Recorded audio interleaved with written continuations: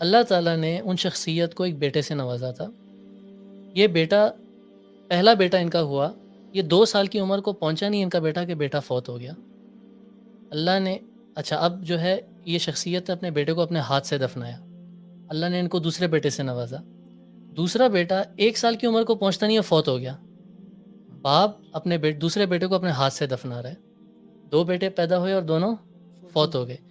پھر اللہ تعالیٰ نے ان شخصیت کو 4 بیٹیوں سے نوازا. پہلی بیٹی بڑی ہوتی ہیں، شادی ہوتی ہے، زندگی میں ازدواجی سعادت اور خوشیاں شروع ہوتی ہیں، فوت ہو جاتی ہیں. باپ جو ہے یہ شخصیت اپنی پہلی بیٹی کو، یعنی جو اولاد میں تیسرے نمبر کی بنتی ہے، اپنے ہاتھ سے دفناتے ہیں. دوسری بیٹی کی شادی ہوتی ہے، بڑی ہو جاتی ہے وہ. اللہ تعالیٰ اس بیٹی کو ایک اور بیٹی سے نوازتے ہیں، لیکن وہ جو شخصیت کی بیٹی تھی جن کی شادی ہوئی تھی وہ بھی فوت ہو گئی. یہ باپ یہ شخصیت جو ہیں یہ اپنی دوسری بیٹی کو بھی اپنے ہاتھوں سے دفناتے ہیں. اللہ تیسری بیٹی جو ان کی تھی وہ تقریباً 27 سال کی عمر کو پہنچتی ہیں، ایک بیماری لاحق ہو جاتی ہے، اس میں فوت ہو جاتی ہیں.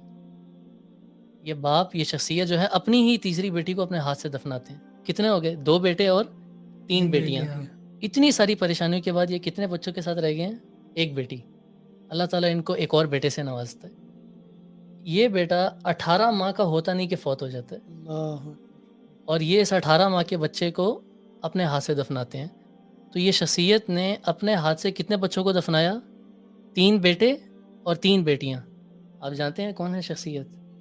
سید المرسلین. یہ ہے اللہ کے رسول صلی اللہ علیہ وسلم، صلی اللہ جنہوں نے اتنی مشکلات اور پریشانیوں کے بعد پازیٹیوٹی دیکھیں کہ غار ثور میں بھی ابو بکر صدیق رضی اللہ عنہ کو کیا بولتے ہیں کہ اے ابو بکر تمہارا کیا خیال ہے ان 2 کے بارے میں جن کا تیسرا اللہ ہے، حالانکہ اتنی مشکلات سے گزر کے آ گئے ہیں.